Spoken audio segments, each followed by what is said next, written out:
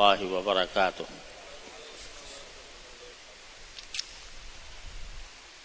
اللہ تعالی جلالہ کا فضل و کرم ہے کہ اس نے ہمیں یہ شعبان کا مہینہ عطا فرمایا، جس کو رمضان المبارک کا مقدمہ کہا جاتا ہے۔ اور جیسا کہ پچھلے جمعہ میں نے عرض کیا تھا، رسول کریم سرور دو عالم صلی اللہ علیہ وسلم اس مہینے میں بکثرت روزے رکھا کرتے تھے، اور اس کی جو 15ویں شب ہے، جو انشاءاللہ آج مغرب کے بعد سے شروع ہونے والی ہے، اس کو اللہ جل جلالہ نے خصوصی برکت کی رات بنایا ہے۔ اور اس رات میں اللہ تبارک و تعالیٰ کی بارگاہ میں حاضر ہو کر زیادہ سے زیادہ عبادت کرنا، یہ بہت موجب اجر و ثواب ہے۔ اس معاملے میں ہمارے معاشرے میں کچھ افراط و تفریط پائی جاتی ہے۔ کچھ حضرات وہ ہیں جو یہ کہتے ہیں کہ شب برات کی فضیلت کی کوئی حقیقت نہیں، اور مثلا اگر آپ سعودی عرب جائیں اس زمانے میں، تو وہاں نہ صرف یہ کہ اس رات میں جاگنے کا یا اس رات میں خصوصی عبادت کرنے کا کوئی اہتمام نہیں ہوتا، بلکہ اس بات کی تردید کی جاتی ہے کہ شب برات کوئی ایسی رات نہیں ہے جس کے بارے میں کچھ خصوصی احکام دیے گئے ہوں۔ اور وجہ یہ بیان کی جاتی ہے کہ جن روایتوں میں نبی کریم سرور دو عالم صلی اللہ علیہ وسلم سے اس رات کی کوئی فضیلت منقول ہے، وہ سند کے اعتبار سے کمزور اور ضعیف روایتیں ہیں۔ تو ایک طرف تو یہ افراط ہے کہ اس کو بالکل کوئی اہمیت ہی نہیں دی جاتی، اور ان سے متاثر ہو کر بعض حضرات خود ہمارے معاشرے کے اندر بھی بر صغیر میں ایسے پائے جاتے ہیں جو اسی مسلک کے قائل ہیں کہ بھئی شب برات کی کوئی حقیقت نہیں ہے۔ یہ بات اس لیے درست نہیں ہے کہ شب برات کی احادیث ایک مرتبہ میں نے جمع کروائی اپنے ایک ساتھی سے، تو پتہ چلا کہ شب برات کی فضیلت کی احادیث 17 صحابہ کرام سے مروی ہے۔ 17 صحابہ کرام رضی اللہ تعالیٰ عنہم سے روایت ہے اس کی کسی نہ کسی فضیلت کے بیان کی۔ تو یہ قاعدہ ہے محدثین کا بھی کہ اگر ایک روایت چاہے انفرادی طور پر اس کے راوی میں کوئی کمزوری ہو، لیکن وہ اتنے مختلف طریقوں سے اور اتنے مختلف صحابہ کرام سے مروی ہو کہ ان کے بارے میں یہ سمجھنا کہ یہ سب نے گھڑ کے بنا دی ہے، یہ محدثین کے نزدیک بھی صحیح طرز عمل نہیں ہے۔ ایک بات تو یہ ہے کہ 17 صحابہ کرام سے مروی، اور ان میں سے بعض احادیث ایسا نہیں ہے کہ ساری کی ساری ضعیف ہوں، کچھ ایسی بھی ہیں جو ضعیف نہیں ہیں۔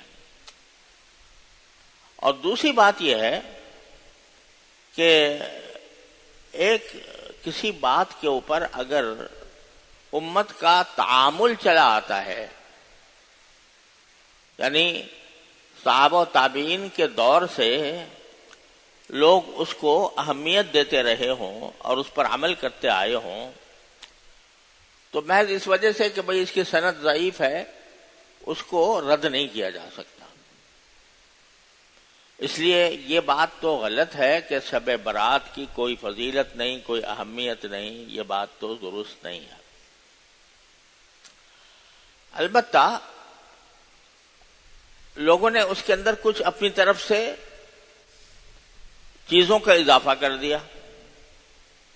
حقیقت تو صرف اتنی تھی کہ اس رات میں چونکہ اللہ تبارک و تعالی کی خصوصی رحمتیں متوجہ ہوتی ہیں، لہذا بندہ ان میں اللہ تعالیٰ کی طرف زیادہ سے زیادہ رجوع کرے، نفلیں پڑھے، تلاوت کرے، ذکر کرے، تسبیحات کرے. تو یہ تو بات بالکل اپنی جگہ درست تھی. لیکن بعض لوگوں نے اس کو آگے بڑھا کر اس میں کچھ اعمال تجویز کر لیے اپنی طرف سے، جو نہ قرآن میں، نہ حدیث میں، نہ صحابہ کرام کے عمل میں، نہ امت کے تعامل میں. ایسی چیزیں اپنی طرف سے بڑھا لی. مثلا ایک زمانے میں پہلے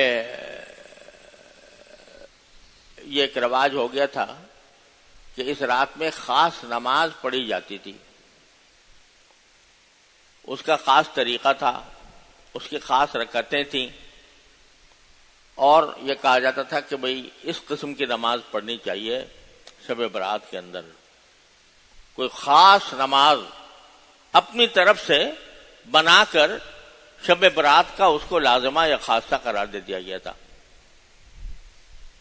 حالانکہ جیسا میں نے ابھی عرض کیا 17 احادیث ہیں شب برات کی فضیلت میں، ان میں سے کہیں بھی کسی بھی حدیث میں کسی نماز کا کوئی خاص طریقہ تجویز نہیں کیا گیا کہ بھئی اس خاص طریقے سے نماز پڑھا کرو. تو یہ ایک بدعت پیدا ہو گئی. بدعت کس کو کہتے ہیں؟ بدعت کے معنی یہ ہے کہ ایک چیز جو نہ قرآن نے حکم دیا، نہ رسول کریم صلی اللہ علیہ وسلم نے حکم دیا، نہ آپ نے اس پر عمل فرمایا، نہ صحابہ کرام نے اس پر عمل فرمایا، اور اس کو یہ سمجھے کہ یہ بھی ایک دین کا حصہ ہے، دین کا حصہ بنا کر اس کو دین میں شامل کر دیا. اس کا نام ہے بدعت. تو یہ جو خاص طرح کی نماز بنائی گئی یہ من گھڑت تھی، خود اپنی طرف سے بنا لی گئی تھی، اس کا کوئی ثبوت نہیں تھا. اور نماز بھی کہ جو نماز جو باعث اجر و فضیلت ہوتی ہے وہ ہے جو عام قاعدوں اور اصولوں کے مطابق ہو. کہ بھئی اس میں مثلا 4 رکعتیں ہوتی ہیں تو 2 رکعتوں کے بعد بیچ میں بیٹھا جائے، پھر تیسری رکعت اور چوتھی رکعت بعد میں ادا کی جائے. رات کی نماز میں رسول کریم صلی اللہ علیہ وسلم سے جو زیادہ واضح طور پر بات منقول ہے وہ یہ کہ 2 رکعتیں کر کے پڑھی جائیں. کوئی 4 پڑھ لے تو کوئی حرج بھی نہیں ہے، ناجائز بھی نہیں ہے، لیکن سنت یہ ہے کہ 2 رکعتیں کر کے پڑھے. اب اس نماز میں ایک لمبا سلسلہ قائم کر دیا گیا تھا اور اس میں خاص صورتیں متعین کر دی گئی تھیں کہ بھئی فلاں رکعت میں یہ صورت پڑھو، فلاں رکعت میں یہ صورت پڑھو، وغیرہ وغیرہ. تو یہ سب اپنی طرف سے دین میں اضافہ کر دیا گیا، اسی کا نام بدعت. تو ایک تو یہ بالکل لغو بات ہے اور اس کا کوئی ثبوت نہیں ہے. الحمدللہ اب ہمارے معاشرے میں اس کا رواج نہیں رہا، لیکن ماضی میں فقہاء کرام نے اس کا ذکر کیا ہے اور اس کی تردید بھی کی ہے. اسی طرح بعض لوگوں نے اس رات کے اندر کوئی خاص کھانا پکانے کو بھی ایک لازمہ سمجھ لیا کہ حلوہ ضرور پکے گا شب برات میں. اگر حلوہ نہ پکا تو شب برات ہی نہ ہوئی. اب اس کا کوئی دور دور کہیں اس کا تصور نہیں ہے کہ بھئی کوئی خاص قسم کا کھانا شریعت نے آپ کے لیے مصنون کر دیا ہو کہ بھئی یہ خاص قسم کا کھانا پکایا کرو یا کھایا کرو یا ایک دوسرے کو بھیجا کرو. ایسا کچھ شریعت نے کہیں بھی متعین نہیں کیا. یہاں تک کہ عید کا دن آتا ہے تو عید کے دن خوشی منانے کا حکم ہے، اور صرف اتنا ہے کہ بھئی صبح کو 3 کھجوریں نبی کریم سرور دو عالم صلی اللہ علیہ وسلم تناول فرما لیا کرتے تھے فجر کے بعد. بس یہ نہیں کہ بھئی دوپہر کو یہ پکاؤ اور رات کو یہ پکاؤ یہ کھاؤ. ایسی کوئی شریعت نے ہم پر پابندی عائد نہیں کی.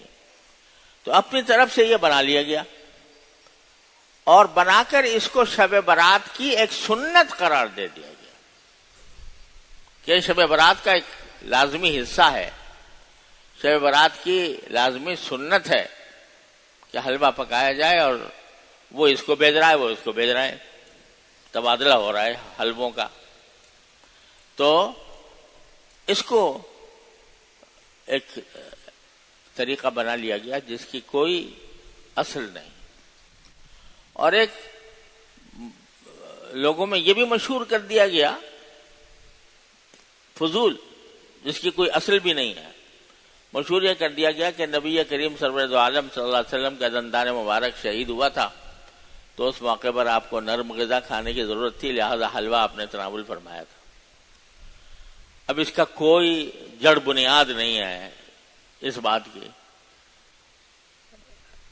غزوہ احد مبارک میں غزوہ احد میں دندان مبارک شہید ہوا تھا تو وہ اس کا کوئی تعلق شب برات سے نہیں ہے، اور یہ بھی کہیں منقول نہیں کہ اس وقت میں آپ نے کوئی خاص نرم غذا استعمال فرمائی تھی. ہوگی کہ ہو سکتا ہے فرمائی ہو، لیکن کوئی ذکر اس کا نہیں آتا. تو ایسی فضول جھوٹ موٹ روایتیں گھڑ کر کسی چیز کو معمول بنانا یہ بھی شریعت کے مزاج کے خلاف ہے. اس کی بھی کوئی اثر نہیں. اور اس سے بھی بدتر جو رواج پڑ گیا، اللہ کا شکر ہے اب اس میں کمی آ رہی ہے کہ بھئی اس میں آتش بازی کی جائے، اس میں چراغاں کیا جائے اور آتش بازی کی جائے، اور اس آتش بازی کے اندر ہر طرح